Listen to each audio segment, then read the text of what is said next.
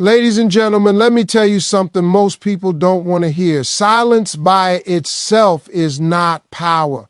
Silence without growth is just waiting, and waiting never made anybody regret losing you. Silence alone is not power, and that truth makes a lot of people uncomfortable because it forces them to look at what they are really doing when they say they are going no contact. Many people believe that if they stop calling, stop texting, stop reacting, and stop showing up, they have automatically taken control. On the surface, it looks strong, it looks disciplined, it looks mature. But if that silence is filled with overthinking, hoping, checking, and waiting, then it is not power at all. It is simply absence with anxiety attached to it. Waiting is one of the most dangerous emotional positions you can put yourself in. Waiting keeps your life paused. Waiting keeps your happiness conditional. Waiting hands control back to the very person you are trying to detach from. You may not be speaking to them, but they are still deciding how your day feels, how your mood shifts, and how your confidence rises or falls. That is not silence with authority. That is silence with dependence. True power does not come from what you stop doing. It comes from who you become when you stop. If you go quiet but remain the same internally, then nothing has actually changed. The habits are the same. The insecurities are the same. The emotional triggers are the same. The only difference is the noise level. And when the noise goes down but the internal chaos stays loud, silence becomes a punishment you place on yourself rather than a boundary that protects you. Waiting also carries an invisible message I am hoping you notice. And hope, when placed in the wrong hands, slowly turns into disappointment. Because when someone feels you are waiting, even if you never say it out loud, they feel the safety net. They feel that you are still emotionally available. They feel that they can come back whenever they want and find you in the same place. And people rarely regret leaving something that stayed exactly where it was. Silence without growth does not create reflection in the other person. It creates comfort. It tells them life continues without consequences. It tells them access may be paused, but it is not closed. Power is not found in disappearing. Power is found in changing so deeply that returning no longer feels guaranteed. When silence is paired with growth, it becomes intimidating. Growth changes your energy. Growth changes your standards. Growth changes the way you see yourself and the way you allow others to treat you. That kind of silence sends a very different message. It says, I am not here because I'm punishing you. I'm not here because I'm waiting. I'm not here because I'm hurt. I'm not here because I've moved on with my life. Waiting keeps you emotionally stuck in the past. Growth pulls you into the present. Waiting keeps asking questions like, what are they doing? Do they miss me? Will they come back? Growth asks better questions like, why did I tolerate less than I deserve? What part of me needs healing? What kind of life do I want to build now? The quality of your questions determines the quality of your future. Silence becomes powerful only when it is supported by inner movement. When your days are no longer empty without them. When your identity is no longer attached to being chosen by them. When your self-worth is no longer negotiated through attention. At that point, silence is not a tactic. It is a natural result of self-respect. Waiting drains your energy because it keeps you emotionally invested in an outcome you cannot control. Growth restores your energy because it puts the focus back on what you can control. Your habits, your mindset, your healing, your goals, your peace. And when your life starts filling up with things that matter, silence stops feeling heavy. It starts feeling light. People often say, if I go silent, they will miss me. But missing someone is not guaranteed. What is guaranteed is that people feel lost when they realize they no longer have access to the version of you that tolerated less. Silence without growth allows access to remain open emotionally. Silence with growth shuts the door quietly but firmly. Waiting teaches your nervous system to stay alert, anxious, and hopeful. Growth teaches your nervous system safety, stability, and confidence. One keeps you small, the other expands you. And the world responds very differently to someone who is expanding. Real power is when silence is no longer something you are doing. It is simply who you are in that season of your life. You are not withholding. You are not strategizing. You are not trying to prove a point. You are just no longer available for what does not align with who you are becoming. No contact is not the goal. Transformation is. And this is where most people misunderstand the entire idea of walking away. They believe the act of disappearing is the victory, as if distance alone changes value. But distance without interchange is temporary, and anything temporary can be reversed. Transformation, on the other hand, alters who you are at your core, and once that happens, you can never fully return to who you used to be. When someone goes no contact with the hope of being chased, they are still allowing the other person to control the outcome. Their silence is conditional. It depends on a reaction. It depends on validation. It depends on attention returning. That means the power has not shifted at all. It has simply been hidden behind a quiet strategy. True transformation removes the need for pursuit altogether because you stop measuring your worth by whether someone chooses you or not. The reason transformation matters more than disappearance is because people respond to energy, not explanations. You can announce your boundaries, you can explain your pain, you can outline your reasons for leaving, but none of that creates lasting impact if your internal state stays the same. When you transform, you do not have to convince anyone of your value. Your presence speaks for itself, and your absence becomes permanent rather than performative. Disappearing can be an action. Transformation is a process.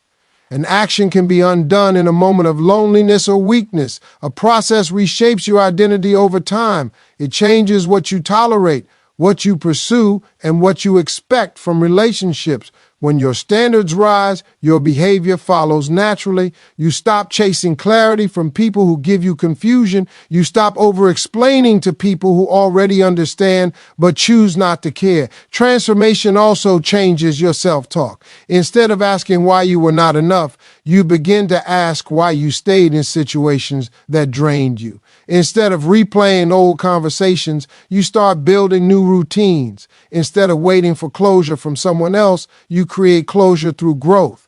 This internal shift is what separates temporary silence from lasting freedom. When you focus on transformation, your life fills up in ways that make no contact effortless. You are no longer counting days. You are no longer checking your phone. You are no longer hoping for signs. Your mind is occupied with progress, not people.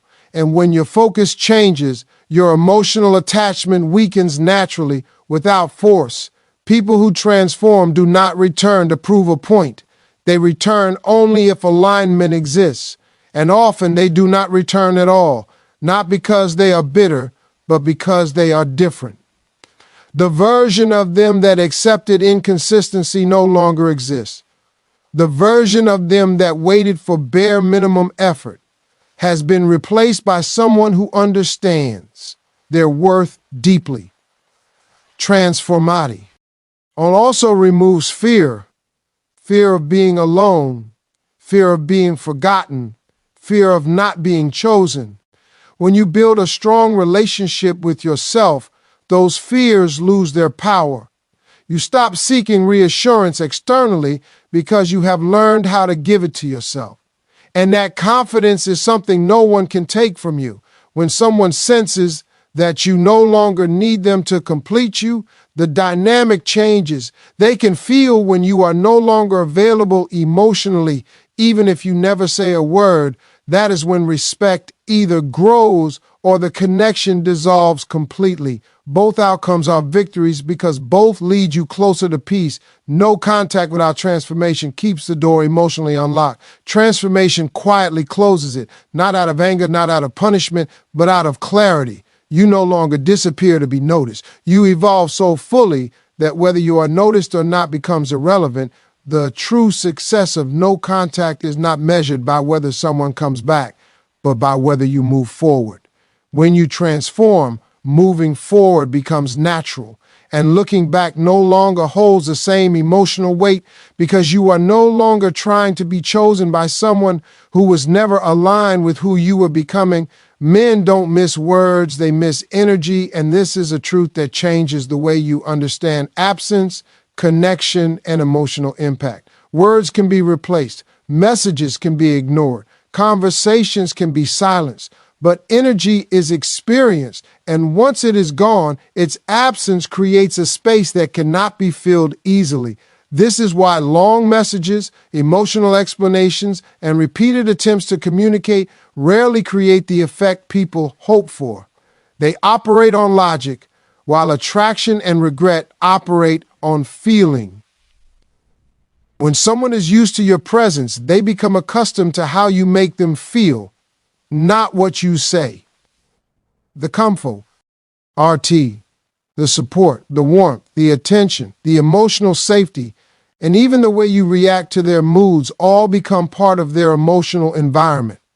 When that energy disappears, it disrupts their emotional balance. That disruption is what causes reflection, not the absence of conversation. Words often give people an escape. When you explain yourself repeatedly, you provide clarity, reassurance, and closure on their terms. You reduce discomfort. You soften the impact of your absence. But when energy is removed completely, there is nothing to lean on. No explanations to analyze, no messages to reread. Just the reality of not having access to how you made them feel. Energy is also tied to identity. When someone loses access to your energy, they lose the version of themselves that existed around you. They lose the validation they received. They lose the emotional mirror that reflected parts of them back. That loss is subtle at first, but over time it becomes noticeable. Silence becomes loud, not because of missing words, but because of missing emotional presence. This is why chasing closure through conversation often backfires. Every time you speak, you reintroduce your energy into their space. You remind them they still have access to you. Even if the conversation is difficult or emotional, it still feeds the connection. Energy does not distinguish between positive and negative attention. It only registers presence.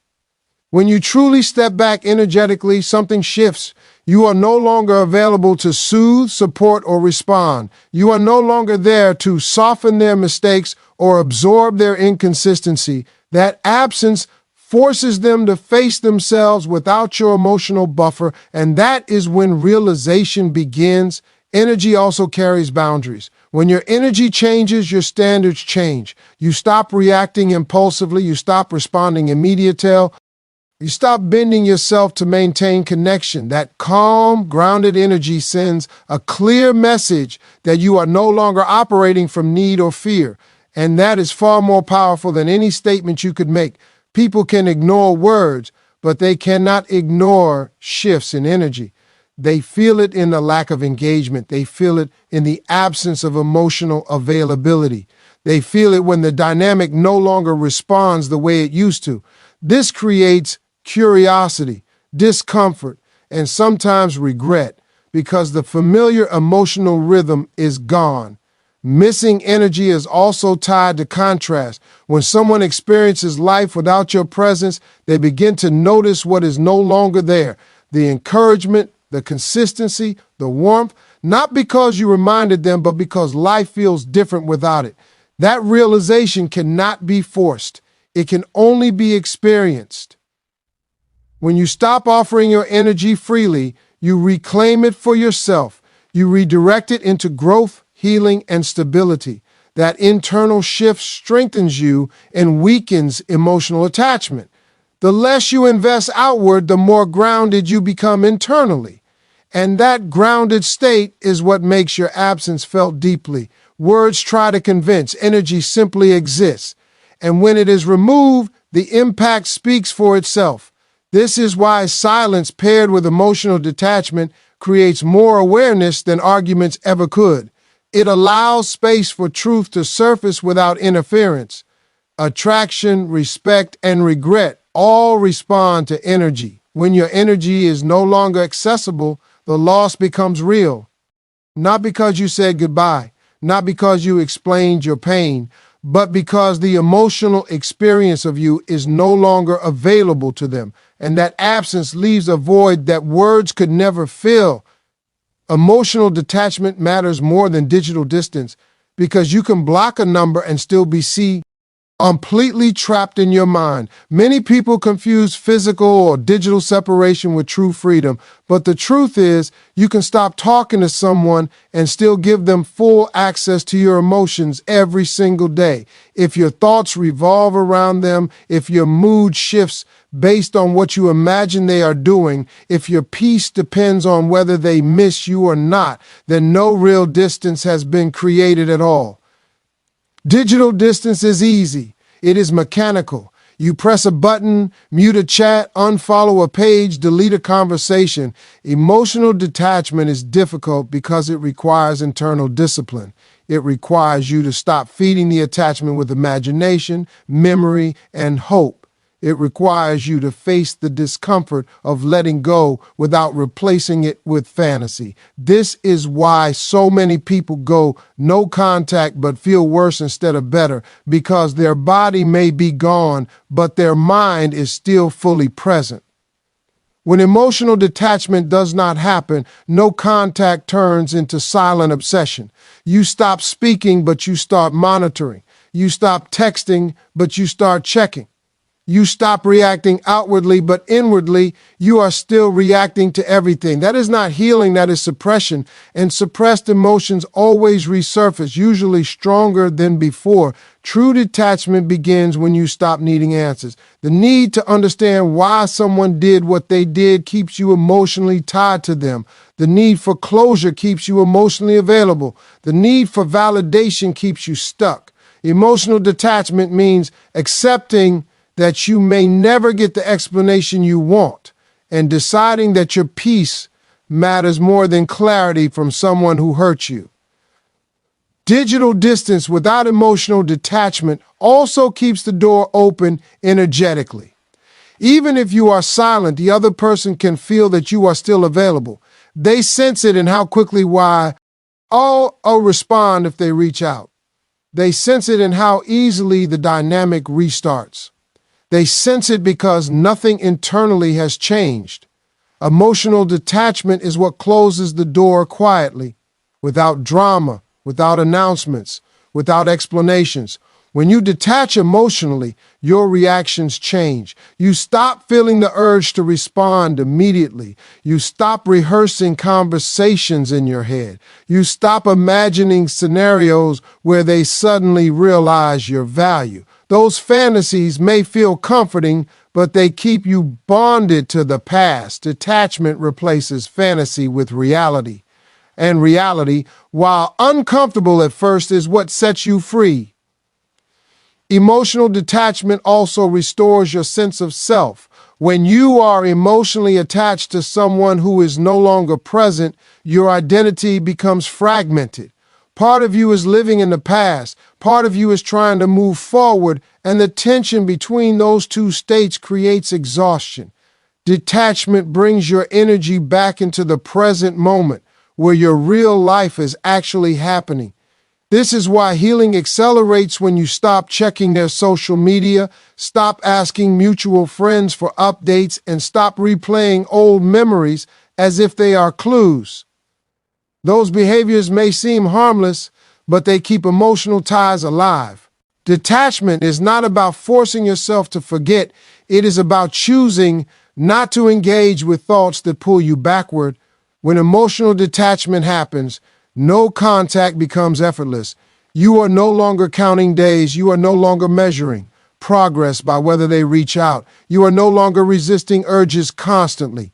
Silence stops feeling heavy because it is no longer an act of restraint. It becomes a natural reflection of where your energy now lives. The most powerful shift is when you realize that your peace does not require their absence alone. It requires your emotional independence. That independence gives you clarity. You begin to see the situation without emotional distortion. You recognize patterns you ignored. You understand your own role without self-blame. And from that clarity, better decisions follow naturally. Digital distance can be broken in a moment of weakness. Emotional detachment cannot be undone easily because it changes how you see yourself and the situation. Once you stop needing someone to choose you, you stop positioning your life around their potential return, and that internal shift is what truly ends the attachment, even if the silence continues without effort. Growth ends the pattern because patterns survive on sameness. When nothing changes internally, life simply rearranges the same lesson in a different form and presents it to you again. Many people believe that leaving a situation automatically breaks the cycle, but walking away without growth only creates distance, not resolution. The same behaviors, the same emotional reactions, and the same tolerance levels follow you into the next connection, even if the faces change. Patterns are not created by other people alone. They are created by what you allow, what you excuse, and what you repeatedly accept. If you stay the same person after a painful experience, you will be drawn back into familiar dynamics because familiarity feels safe, even when it is unhealthy.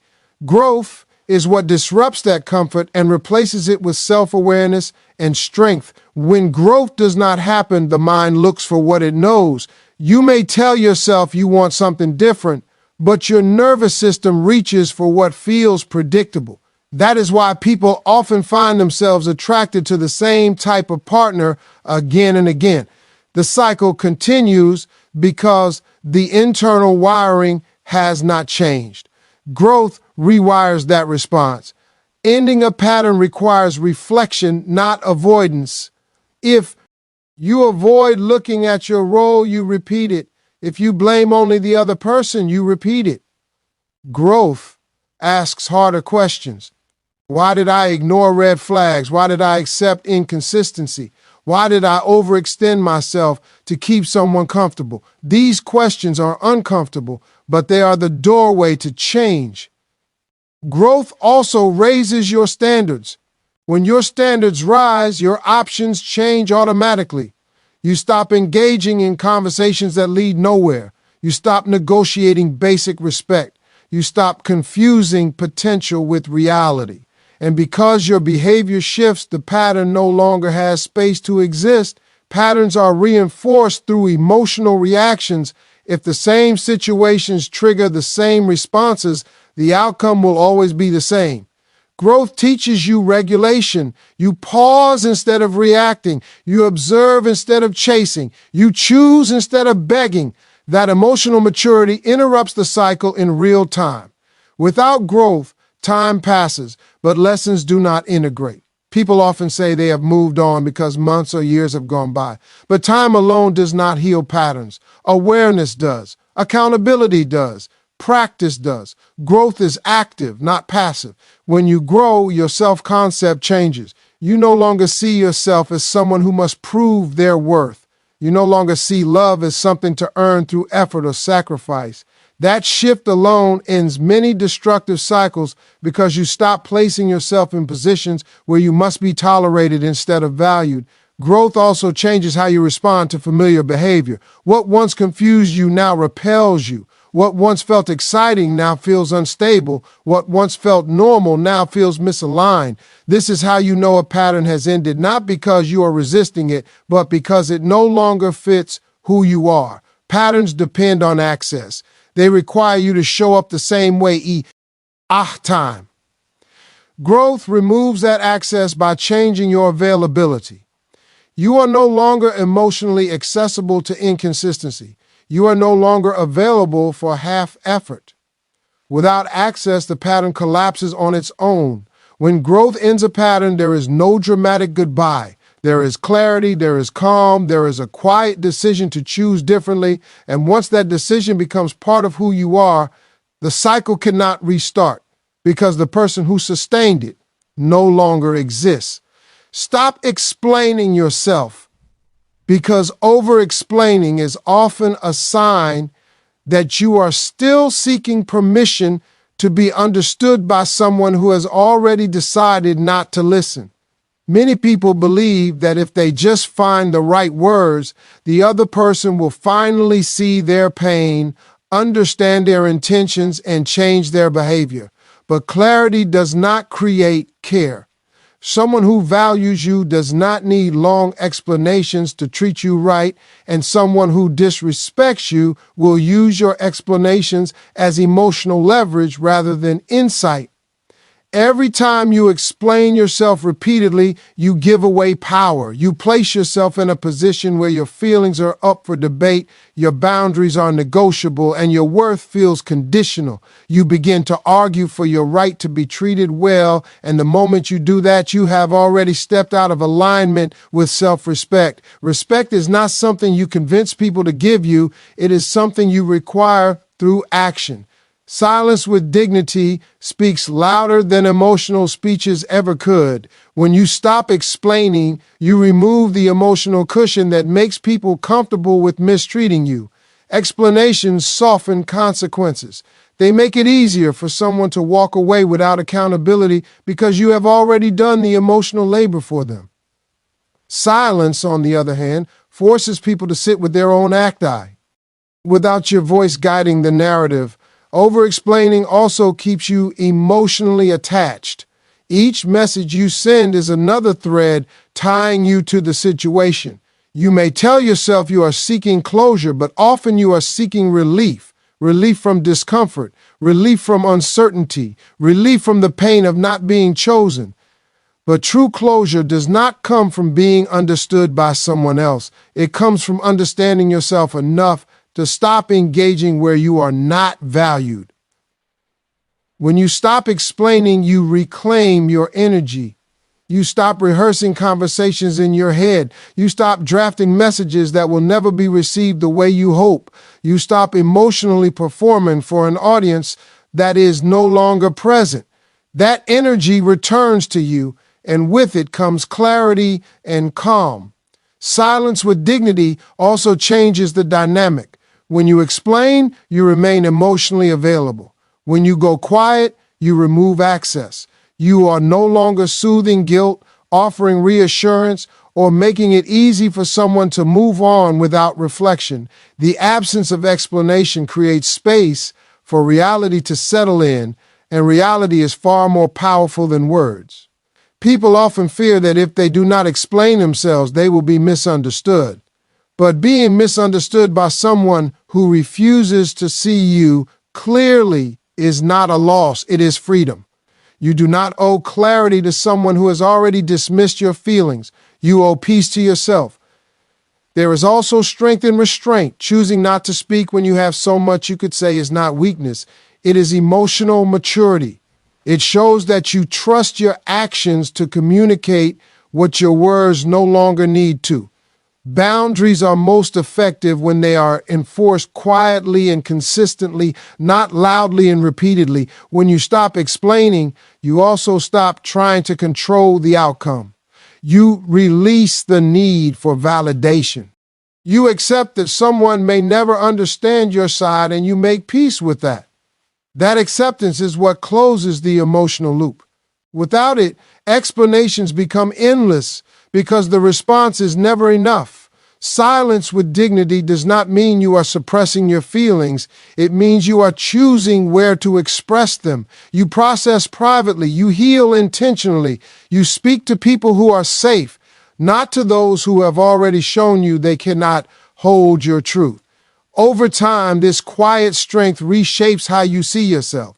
You stop seeing yourself as someone who must justify their needs. You stop feeling guilty for having boundaries. You stop chasing understanding from people who benefit from misunderstanding you. And in that stillness, you regain your sense of self. The moment you realize that you do not need to explain your absence to someone who caused it, you step into a level of self-respect that cannot be shaken, because your silence is no longer empty. It is full of clarity, intention, and dignity. Invest that emotional energy back into yourself, because the energy you once poured into overthinking, worrying, and waiting was never meant to live outside of you forever. Emotional energy is powerful. Where you place it determines whether you feel depleted or fulfilled. When a relationship ends or distance begins, Many people leave that energy scattered, constantly reaching outward, replaying conversations, imagining outcomes, and hoping for signs. That outward focus drains you slowly, even when nothing is happening. When you redirect that energy inward, something changes. Instead of asking why someone did not choose you, you begin to ask what parts of you need attention, healing, and strengthening. This shift is not selfish, it is necessary. You cannot rebuild your life while your emotional resources are tied to someone who is no longer present. Overthinking is one of the biggest emotional energy leaks. It feels productive, but it is not. It keeps you mentally busy while emotionally stuck. Investing energy into yourself means replacing mental loops with intentional action. Movement breaks rumination. Structure interrupts obsession. When you commit to routines that support your body, your mind follows. Putting energy into your body is one of the fastest ways to restore balance. Physical activity grounds you in the present moment. It releases stored tension and reminds you of your strength. As your body becomes stronger, your mind begins to trust you again. Confidence grows not from affirmations alone, but from keeping promises to yourself. Investing in your mind means being selective about what you consume, what you listen to, what you watch, and what you repeatedly tell yourself shapes your emotional state. Instead of feeding narratives that keep you stuck in victimhood or longing, you begin to choose information that expands your perspective and reinforces your worth. This is not about denying pain, but about not letting pain define you. Your emotional energy also belongs in your purpose. When you pour energy into something meaningful, you create forward momentum. Purpose gives your emotions direction. It transforms loss into fuel. It turns silence into space for creation. When your days are filled with progress, there is less room for longing. Many people fear that focusing on themselves means forgetting the other person or minimizing what the relationship meant. But investing in yourself does not erase the past. It integrates it. You carry the lesson, not the wound. Growth allows you to honor what was without being anchored to it. As you invest in yourself, your emotional baseline stabilizes. You are no longer riding waves created by someone else's actions. Your mood becomes less reactive and more regulated. This internal stability is what creates real confidence. Not the loud kind, but the quiet kind that does not need approval. Self-investment also sharpens discernment. When your energy is no longer scattered, you see patterns clearly. You recognize what drained you and what nourished you. This awareness protects you from repeating old dynamics because you now value your energy as a limited resource. Over time, the return on this investment becomes visible. Your posture changes, your voice steadies, your decisions become intentional. You stop chasing connection and start choosing alignment. People respond differently to you because you are no longer reaching from emptiness. The most powerful part of investing in yourself is that it breaks emotional dependence. You realize that peace is something you can generate internally. You learn how to soothe yourself, motivate yourself, and affirm yourself. This self-reliance is not isolation, it is foundation. When your emotional energy is rooted in your own growth, absence stops feeling like punishment. It becomes space, space to build, space to breathe, space to evolve. And from that place, your value is no longer tied to who stayed or who left because you have learned how to fully show up for yourself in ways no one else ever could. Stop pretending to be unbothered and actually become unbothered, because pretending is exhausting and becoming is peaceful. Many people put on a performance of strength while internally they are still hurting, still hoping, still reacting. They post carefully chosen smiles, act indifferent in public, and tell themselves they are fine, but inside they are tightly wound around someone else's choices. That performance drains energy and delays healing because it keeps your focus on managing appearances rather than creating inner stability. Pretending to be unbothered is rooted in fear. Fear of looking weak, fear of being judged, fear of giving someone the satisfaction of knowing they affected you. But emotional growth is not about winning a perception battle. It is about reclaiming control over your inner world. True peace is not loud. It does not announce itself. It does not need witnesses. It is felt privately and consistently. When you are pretending your nervous system stays activated, you are constantly monitoring your reactions, your expressions, your tone. You are rehearsing responses and calculating how you appear. That constant vigilance keeps you stuck in a state of stress. Becoming unbothered means your body finally relaxes because there is nothing left to protect or prove. Actual indifference does not come from suppressing feelings. It comes from processing them. You allow yourself to feel hurt without judgment. You acknowledge disappointment without dramatizing it. You sit with sadness long enough for it to move through you instead of getting trapped. This emotional honesty is what clears space for genuine calm. Becoming unbothered also requires acceptance. Acceptance that you cannot control how someone feels or behaves. Acceptance that things did not turn out the way you hoped. Acceptance that closure may never come in the form you imagined. Once you stop resisting reality, your emotional resistance dissolves, and with it, much of the pain. Pretending keeps you tied to the person you are trying to move on from. You still care deeply about how they perceive you. You still want them to think you are strong, happy, and unaffected. Becoming unbothered means their perception loses its importance. Your focus shifts from how you are seen to how you actually feel.